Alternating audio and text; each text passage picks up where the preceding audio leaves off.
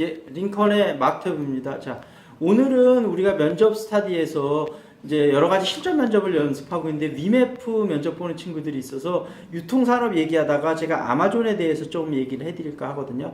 아마존을 창업한 인물은 이제 제프 베조스라는 인물인데 이 인물에 대해서 꼭 좀 알아두셔야 되는데 이제 미국에서 스티브 잡스 뒤를 이을 두 명의 걸출한 CEO를 꼽고 있는데 그 중에 한 명이 아마존의 제프 베조스고 또 한 명은 누군지 혹시 아시는 분 계세요? 테슬라의 앨런 머스크라는 인물인데 이 아마존 두 명 다 실질적인 문제 해결 능력이 되게 뛰어난 인물이거든요. 그 중에서도 특히 이제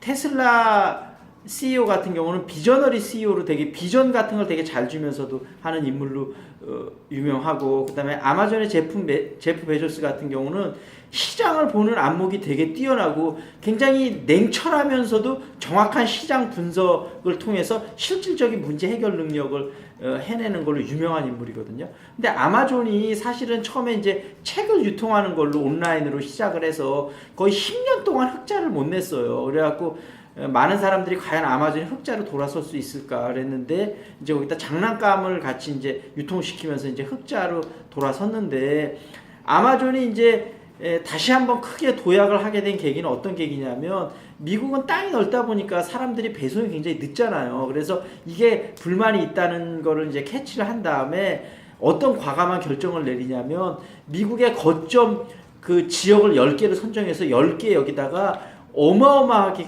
큰 물류 단지를 만들어요.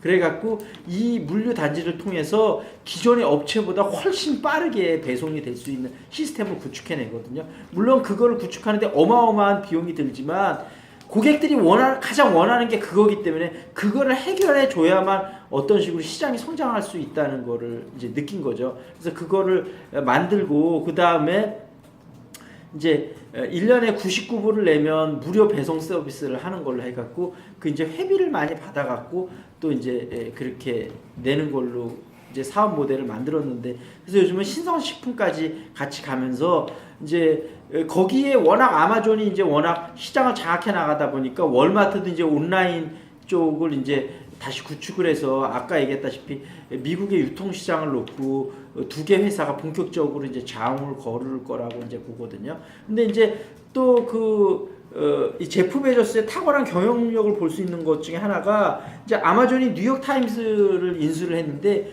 그 전까지 뉴욕 타임스가 진짜 적자가 많이 났었거든요. 근데 인수하고 바로 1년 만에 브레이크 이븐까지 만들어내고 그다음에 흑자 전환을 시켜내거든요. 그럴 때 이 뉴욕 타임스에 있는 좋은 컨텐츠가 많이 있지만 이거를 어떤 식으로 상품화 해야 될지 기존의 뉴욕 타임스에 있는 사람들은 잘 몰랐던 거예요. 근데 제프 베조스는 이러한 좋은 컨텐츠들을 어떻게 돈으로 만들어낼 수 있는지 그런 맥점들을 정확하게 집어내거든요. 그래서 그런 점들을 한번 보시고, 그래서 아마존이나 제프 베조스의 장점 같은 거를 잘 살펴보시고, 중요한 거는 내가 지원하는 분야나 회사가 업종이 다르더라도 얼마든지 그런 걸 벤치마크 할 수 있는 부분이 있거든요. 그래서 그런 걸 한번 보시고, 우리나라 이제 지금 3사 같은 경우는 이제 쿠팡 같은 경우는 사실은 우리나라 세계 업체 중에 제일 늦게 시작했잖아요. 원래 티몬이 제일 먼저 시작했고, 그 다음 위메프, 그 다음에 이제 쿠팡이 시작했거든요.